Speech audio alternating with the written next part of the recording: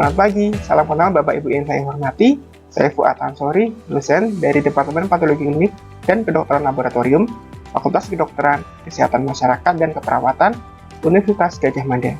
Saya diangkat menjadi dosen sejak tahun 2017 dan di tahun 2019 saya mendapatkan jabatan fungsional pertama saya. Saya mengajar di dua program studi. Yang pertama adalah program studi Sarjana Kedokteran dan program studi Pendidikan Dokter Spesialis Patologi Klinik FK KMK UGM. Pada hari ini, saya akan menyajikan video mengenai pernyataan diri dosen dalam unjuk kerja Tridharma Perguruan Tinggi atau PDD UKT-PT bidang pengajaran. Saya akan memberikan pengajaran dalam mata kuliah saya yang berjudul Bank Darah dan Kedokteran Transfusi di program studi Pendidikan Dokter Spesialis Patologi Klinik FK KMK UGM. Mata kuliah ini merupakan mata kuliah wajib yang diambil oleh mahasiswa PPDS pada semester 6 di tahap mandiri dalam rotasi klinisnya. Bobot dari mata kuliah ini sendiri adalah 2 SKS, dengan prasyarat sebelum mengambil mata kuliah ini adalah sudah lulus dalam mata kuliah hematologi lanjut dan imunologi lanjut pada semester sebelumnya. Mata kuliah Bank Darah dan Kedokteran Transfusi adalah salah satu mata kuliah yang akan mempelajari mengenai beberapa aspek terkait dengan transfusi darah, seperti screening darah, persiapan komponen darah, penggunaan rasional transfusi darah, terapi transfusi, dan reaksi transfusi. Semua aspek tersebut penting untuk dikuasai oleh seorang dokter spesialis patologi klinik sebelum pemberian transfusi darah di rumah sakit. Komponen darah yang aman, tes uji serasi yang kompatibel, keuntungan dan kelemahan terapi transfusi harus dipahami oleh seorang dokter. Pengetahuan yang baik dan keterampilan di area transfusi darah diperlukan oleh seorang dokter untuk dapat menggunakan transfusi tersebut secara rasional dengan mengedepankan aspek keselamatan pasien. Mata kuliah ini ditempuh dalam waktu 4 minggu dengan bahan kajian atau materi pembelajaran meliputi perkuliahan, buku teks, artikel jurnal, laporan kasus, undang-undang atau regulasi lain, worksheet, dan insert sheet. Sedangkan metode pembelajaran dalam mata kuliah ini berupa kuliah tatap muka, studi lapangan, penugasan, diskusi, juga presentasi. Mata kuliah Bank Darah dan Kedokteran Transfusi merupakan mata kuliah yang bersifat team teaching yang diampu oleh 4 dosen, salah satunya adalah saya sendiri. Pada kesempatan ini saya akan membawakan salah satu materi dengan topik uji pratransfusi 2, yaitu screening antibody, yang akan saya bawakan sesuai dengan metode atau prinsip DIA, Delivery, Interaction, and Assessment. Di akhir penyampaian materi ini, mahasiswa diharapkan mampu menjelaskan mengenai definisi, tujuan, prosedur dari uji pratransfusi salah satunya adalah screening antibody, serta mampu memberikan interpretasi hasil pemeriksaan pratransfusi screening antibody yang sederhana. Pada sub CPMK ini akan dibebani oleh 4 capaian pembelajaran lulusan. Yang pertama, menunjukkan sikap bertanggung jawab atas pekerjaan di bidang keahliannya secara mandiri, mengetahui dan mampu mengembangkan pengetahuan di bidang patologi klinik meliputi biologi molekuler, patofisiologi, patogenesis penyakit pada aspek pencegahan atau pengendalian, faktor risiko, tata laksana klinis meliputi diagnosis, prognosis, dan pemantauan penyakit dan terapi, serta epidemiologi dalam bidang bank darah dan kedokteran transfusi.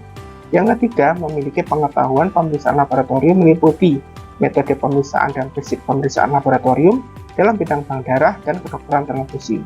Yang terakhir adalah mampu mengembangkan praktik profesional melalui pengetahuan dan teknologi di bidang patologi klinik berbasis evidence-based laboratory practice. Assessment atau penelitian dalam mata kuliah ini didasarkan pada capaian pembelajaran yang masuk dalam kategori kognitif 3 hingga kognitif 1 atau C3 hingga C1, di mana mahasiswa mampu memahami, menerapkan, hingga menginterpretasi. Sehingga sesuai dengan taksonomi Bloom, maka kami merancang assessment pada akhir mata kuliah ini mencakup penilaian terhadap presentasi jurnal atau kasus yang dibawakan oleh mahasiswa, mini OSCE untuk menilai interpretasi, dan juga ujian akhir stase berupa ujian tulis. Demikian penjelasan mengenai deskripsi singkat mata kuliah yang akan saya bawakan. Berikut video kegiatan belajar mengajar pada mata kuliah tersebut. Selamat menyaksikan. Assalamualaikum warahmatullahi wabarakatuh. Selamat siang semuanya. Gimana kabarnya hari ini? Baik ya.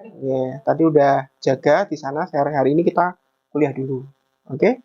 Nah, menyambung dengan kuliah kita yang kemarin ya, jadi kita hari ini akan berbicara atau berdiskusi mengenai uji transfusi ya, salah satu dari mata kuliah di stase Bank Darah dan Kedokteran Transfusi. Kita masuk ke sesi kedua, kita akan berbicara tentang screening antibody. Kok yang kemarin bahannya tentang apa ya? Masih ingat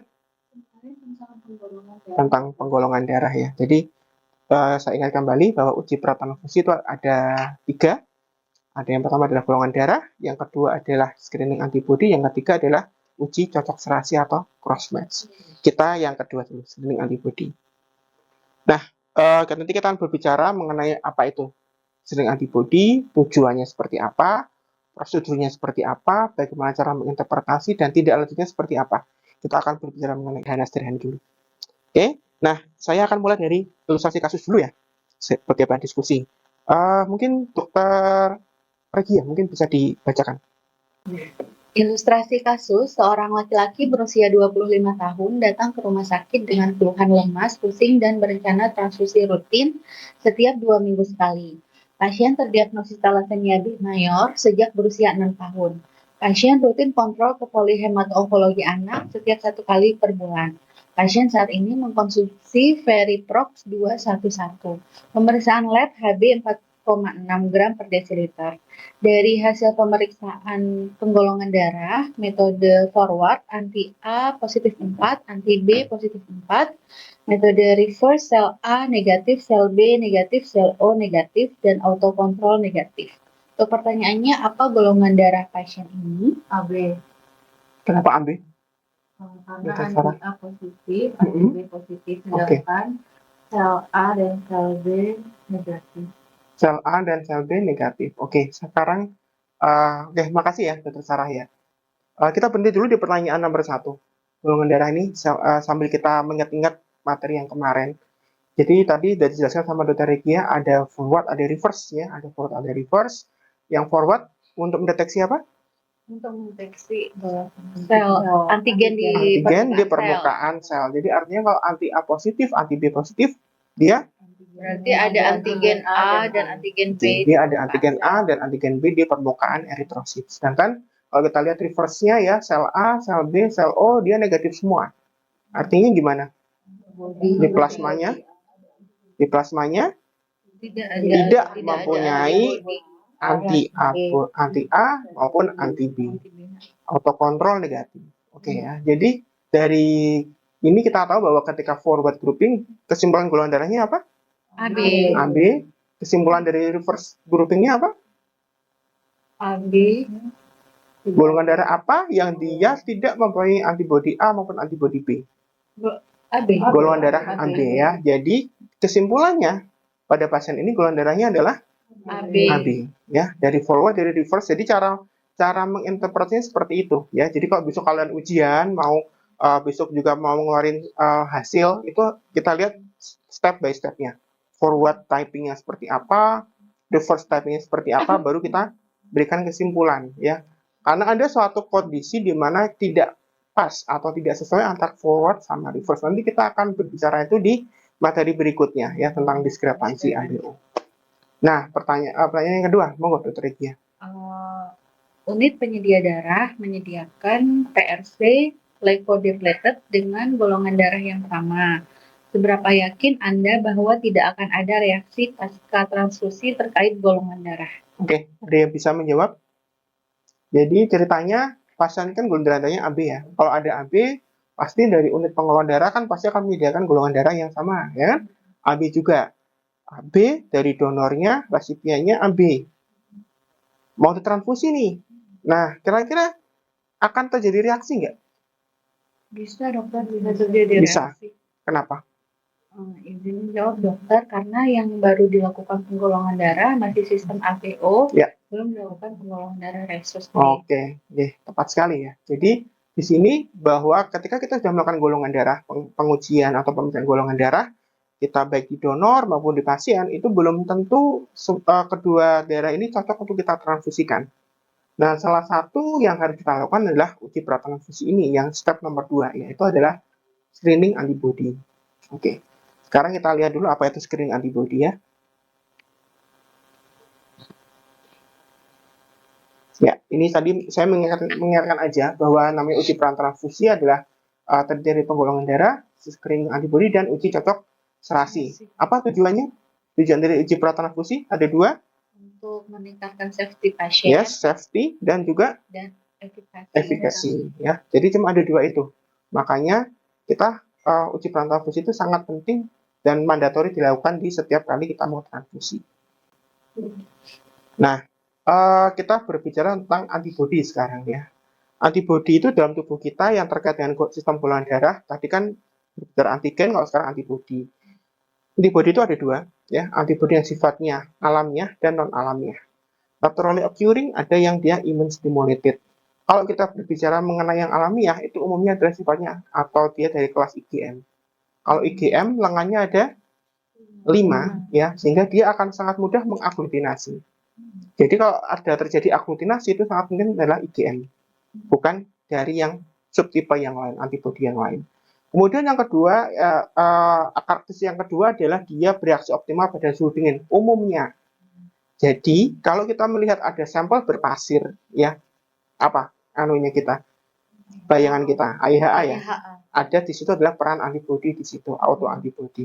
Dan itu biasanya adalah IgM, biasanya. Tapi bisa juga IgG atau mungkin IgA yang dia sifatnya optimal pada suhu yang dingin. Kemudian contoh yang lain, contohnya adalah ada anti A dan anti B. Kemudian yang irreguler itu ada yang anti L, ada anti M dan anti P1. Sedangkan kalau kita berbicara yang non alamiah itu nanti umumnya IgG. Kalau IgG lengkapnya ada berapa? Lengkapnya ada 2, ya. Apakah dengan lengan 2 dia bisa mengaglutinasi? Ya, dia nggak akan bisa menggandeng banyak eritrosit, ya, sehingga dia tidak akan bisa mengalami aglutinasi secara langsung, tapi dia akan mengopsonisasi. Opsonisasi itu dia akan hanya melingkupi saja, kemudian dia akan dibawa ke sistem retikuloendotelial untuk dimakan oleh makrofag. Itu adalah ciri dari IgG. Dia bereaksi optimal pada suhu hangat dan dia contohnya adalah semua antibodi yang unexpected. Nah, itu apa? Antibodi unexpected. Nanti kita akan berbicara lebih lanjut. Antibodi reguler adalah yang tiap hari kita cek, yaitu anti A dan anti B.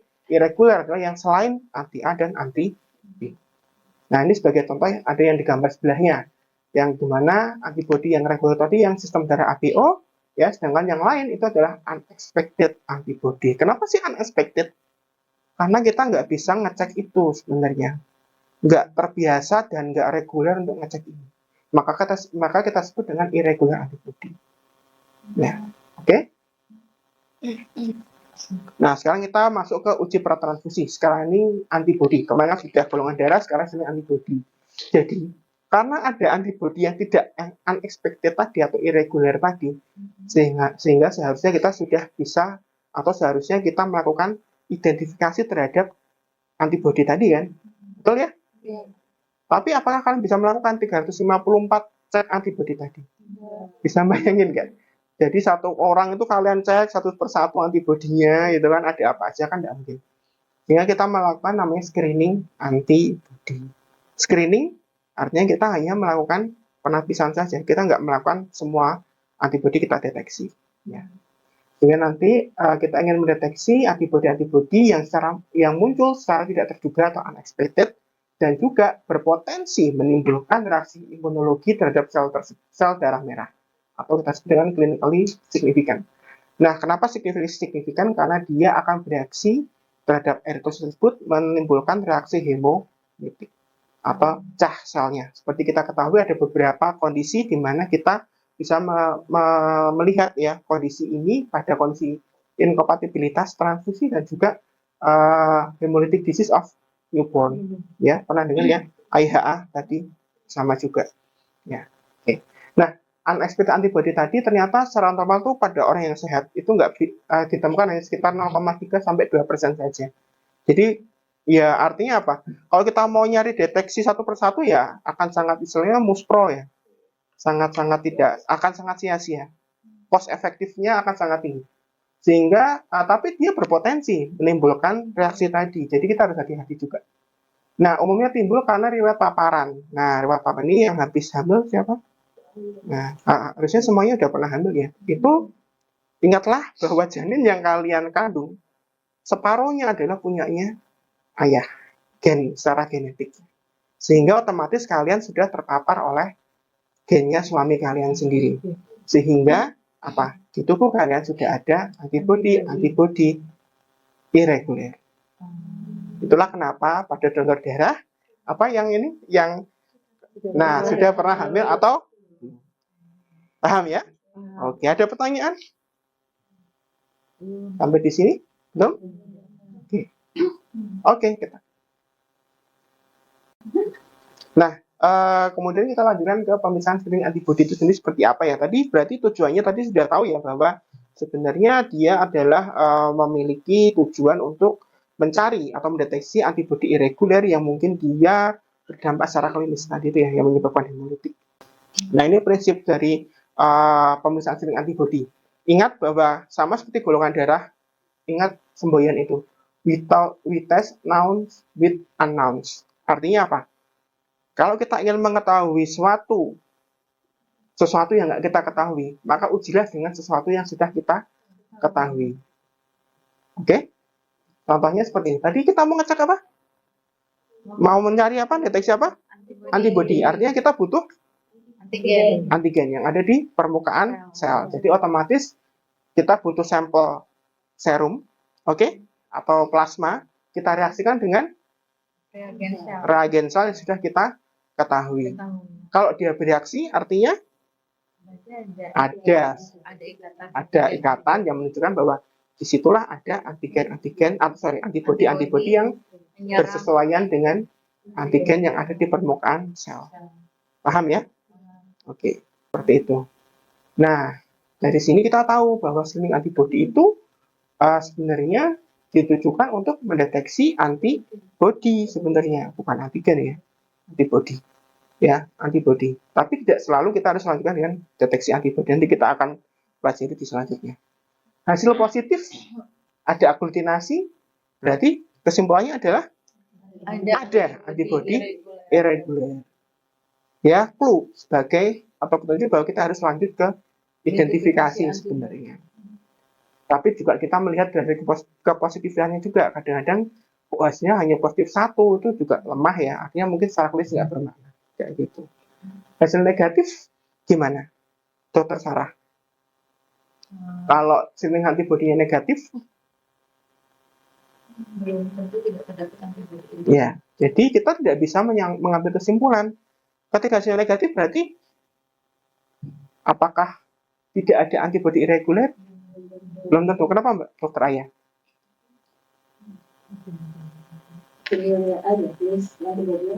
Ya, tadi ingat bahwa ada namanya high frequency antigen. Yang kita ujikan adalah yang high frequency antigen. Yang low gimana? Kita deteksi nggak?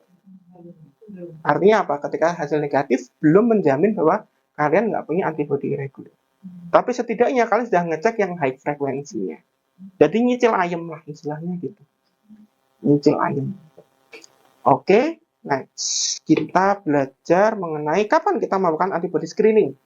Pastinya tadi sebelum, karena dia merupakan masuk ke dalam rangkaian transfusi testing ya, berarti dia memang wajib sebelum transfusi. Tapi pada kondisi tertentu kita wajib memerlukan antibody screening ini. Yang pertama adalah pasien dengan pasien dengan multitransfusi maksudnya. Tadi ingat kasus yang pertama tadi? Pasien apa? Thalassemia. Ya, pasien thalassemia kenapa dia bisa punya antibody irregular? Kira-kira transfusi berulang. Kenapa transfusi berulang menyebabkan ada banyak antibody di situ? Karena paparan dari donor. Iya, dari donor misalnya dari A, B, C, D, dia berapa tahun tadi? Dari usia 6 tahun. Bayangin dia dari usia 6 tahun.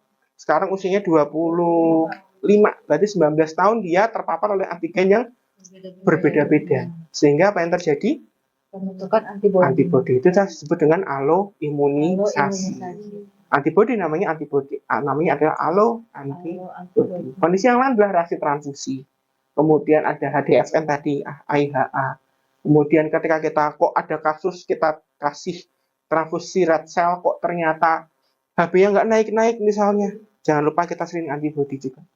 Kemudian pada kondisi transplantasi kalau APO-nya mismatch, nggak cocok APO-nya, maka kita bisa memberikan mengusulkan untuk antibody screen ya. Kemudian pada rutin transfusi testing tadi sudah saya jelaskan, dan transfusi pada neonatus. Karena pada neonatus ingat kita tidak bisa melakukan golongan darah. Ya, karena pada neonatus itu antibodinya lemah, antigennya belum terbentuk sempurna, sehingga kita bisa mengecek screening antibodi. Harapannya kalau screening antibodinya positif, antibodinya jadi siapa? Dari ibu. Betul sekali. Jadi mungkin dia dari ibu, IgG masuk ke plasenta, ya, masuk ke sirkulasi pasien si neonatusnya, sehingga kita bisa menemukan adanya antibodi di situ. Nah, misalkan nggak ada karena belum terbentuk. Kalau sampai ada sesuatu, ADFN tadi. Oke? Paham ya? Ada pertanyaan sampai di sini? Belum ya? Nah, sekarang kalau sudah screening antibodinya positif, kalian mau ngapain? Ceritanya. Harus ngapain? Kalau negatif, kira-kira ngapain? Bercanda. Kalau screening antibodi negatif, ya lanjut ya. Ya, ada yang negatif. Kalau positif gimana? Tadi identifikasi, tapi belum sampai ke sana, kita lihat dulu yang negatif. Negatif, maka kita kalau misalkan kita mau lanjut ke cross match, nanti akan ada istilah namanya complete cross match. Ya, kemarin sudah saya jelaskan. Sedikit saya singgung tentang complete cross match. Jadi kalau kita sudah negatif screening antibody, maka kita tidak perlu sampai ke complete cross match. Kita hanya sampai ke namanya immediate spin. Ketika hasilnya kompatibel, kita bisa berikan. Kalau incompatible, ada beberapa kondisi. Kok cek screening antibody kok masih incompatible, kayak itu kan? Nanti ada kondisi beberapa, misalkan kesalahannya ternyata pada pemeriksaannya, salah label misalnya. Kemudian ternyata ekspresi antigennya lemah, itu juga bisa terjadi. Kemudian ada anti A1 pada serum pasien dengan A2, itu juga bisa terjadi. Kemudian ada antibodi yang bersifat hangat. Kemudian pembentukan rouleau formation pada kondisi apa? Rouleau formation? Multiple myeloma. Jadi kalau multiple myeloma biasanya incompatible. Mau diapain dia incompatible. Jahat banget ya. Terus kemudian jangan lupa kalau yang positif, apakah selalu kita lanjut ke deteksi antibodi? Belum tentu. Kita lihat DAT atau DCT. Apa singkatan DCT? Direct com test ya, direct com test dan auto kontrolnya kita lihat dulu. Kalau dia auto kontrolnya positif, maka dia masuk ke kalau dia positif masa ke auto antibody. Sedangkan dia negatif, dia ke allo antibody. Nah, sekarang karena sudah tahu, sekarang kita sedikit ini ya mengulas lagi bahwa screening antibody tadi kita gunakan pada tahap kedua di screening pratransfusi ya, kita gunakan untuk mendeteksi adanya antibody irregular ya, yang signifikan secara klinis bisa menghasilkan hemolitik pada pasien. Nah, kembali lagi ke kasus yang tadi ya. Jadi ternyata saya lanjutkan sendiri aja nih. OPD melakukan screening antibody hasilnya positif, teman-teman. Kalau hasilnya positif artinya apa? Berarti ada antibody irregular. Ada antibody irregular, ya, antibody irregular. Nah, sekarang tugas kalian yang pertama adalah buatlah patofisiologi secara detail bagaimana pasien ini bisa membentuk antibody dalam tubuhnya. Dan dia kira-kira sifatnya seperti apa, kenapa bisa terbentuk, seperti itu ya. Berapa resiko bisa dia terbentuk, silakan kalian cari. Bisa melalui artikel jurnal atau yang lain. Kemudian setelah itu, nah ini sebagai penugasan di stase ini, jangan lupa bahwa kalau punya tugas untuk mengambil satu kasus, ya silakan bisa berkunjung ke bagian serologi di unit pelayanan transfusi darah. Di situ kalian bisa mencari kasus yang kalian anggap menarik, ya. Nanti kita akan diskusi. Karena salah satu bagian penilaian adalah kita melakukan diskusi itu, kalian presentasi, nanti kita akan berdiskusi bagaimana tata laksananya, bagaimana tindak lanjutnya seperti itu, dan kemudian nanti ini yang terakhir, bagaimana kira-kira hasil cross match-nya, ya, cross match-nya seperti apa. Nah, sebelum kalian tahu hasil cross match seperti apa, kan kalian harus tahu dulu kan cross match itu apa. Nah, nanti kita akan sambung pada pertemuan berikutnya. Nanti kalau kalian sudah belajar, kita bisa ketemu di pertemuan berikutnya. Saya lebih gampang untuk bisa menjelaskan seperti itu. Oke, sampai di sini ada yang mau ditanyakan? Ya. Tadi kan ada untuk pemeriksaan lanjutan itu dengan inkubasi. Ya, betul. Itu apakah semua inkubasi itu dilakukan hangat dan dingin, atau ada keadaan apa yang menyebabkan untuk inkubasi pada suhu dingin aja atau hangat aja, atau memang harus semua dilakukan dulu? Oke. Ya, terima kasih Dokter Sarah. Pertanyaannya bagus sekali. Kembali lagi bahwa kita lihat ya, unexpected antibody ini, dia umumnya apa?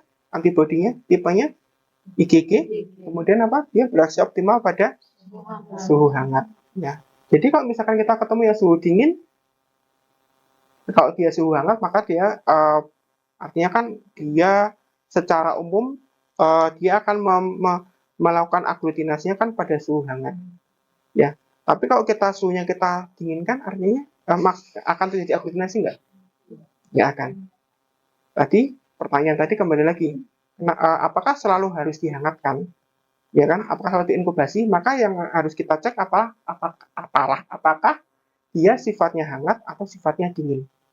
Antibodi yang sifatnya hangat, maka dia harus diinkubasi supaya dia bisa bereaksi secara optimal untuk mengalami aglutinasi. Oke? Itu Dokter Ayah? Setuju ya? Setuju. Jangan bingung dulu. Oke, monggo Dokter Egi ya. Berarti yang antibodi yang sifatnya hangat itu adalah IgG kebanyakan ya dokter? Kebanyakan ya. Kebanyakan. Saya ingatkan bahwa ini kebanyakan umumnya. Artinya apa? Bisa saja kalau misalkan IgM itu sifatnya hangat, IgG sifatnya dingin, itu sangat mungkin. Sangat mungkin terjadi. Jadi jangan menutup segala kemungkinan. Semua kemungkinan itu pasti ada. Tinggal nanti kalian melakukan screening antibody ini kita lakukan pada 2 suhu. Ini ya. Pada suhu ini. IS apa? Immediate spin. Immediate spin dia pada suhu dingin, pada suhu ruang, dan 37 derajat inkubasi. Sehingga kita bisa tahu kalau dia bereaksi pada suhu itu berarti dia sifatnya hangat atau dingin. Kita bisa ngasih kesimpulan bahwa antibodi yang bereaksi pada panel screening antibodi bersifat hangat atau bersifat dingin. Gitu. Makanya kita perlu 2 suhu. Ya. Jadi suhu ruang dulu baru didinginin dua-duanya. Langsung bersamaan. Ya, jadi kita bisa bikin 2 panel. Oke. Begitu? Satu lagi dokter. Ya. Kalau misalnya untuk ABO itu sendiri, itu dia antigennya antibodinya itu IgG apa IgM? Nah, bisa IgM, bisa IgG. Bisa IgM, bisa IgG. Tergantung tadi itu. Kalau misalkan dia bisa mengalami aglutinasi, maka yang kita deteksi adalah IgM. Tapi kalau dia nggak bisa mengaglutinasi, umumnya IgG. Yang namanya antibodi itu, nah misalkan ini antibodi SARS-CoV-2 kayak dulu ya, zaman COVID. Itu kan ada IgM, ada IgG. Tapi yang kita deteksi terserah mau IgG-nya atau IgM-nya. Sama aja kalau antibodi yang berkaitan dengan golongan darah. Bisa IgM, bisa IgG. Tapi kalau di sini kita membutuhkan adanya aglutinasi, otomatis yang kita cek adalah yang IgM. Karena yang bisa mengaglutinasi secara langsung adalah IgM. Begitu? Siap. Ya, sama-sama dokter. Oke, begitu ya. Terima kasih atas perhatiannya. Semoga nanti objektifnya tercapai. Ya, nanti kita ketemu pada pertemuan berikutnya. Jangan lupa penugasannya dikerjakan. Nanti kita akan cek pada pertemuan berikutnya supaya lebih gampang dan nanti kita bisa berdiskusi dengan kasus-kasus yang sudah kalian kumpulkan nanti. Begitu. Terima kasih atas perhatiannya. Saya tutup. Wassalamualaikum warahmatullahi wabarakatuh. Waalaikumsalam.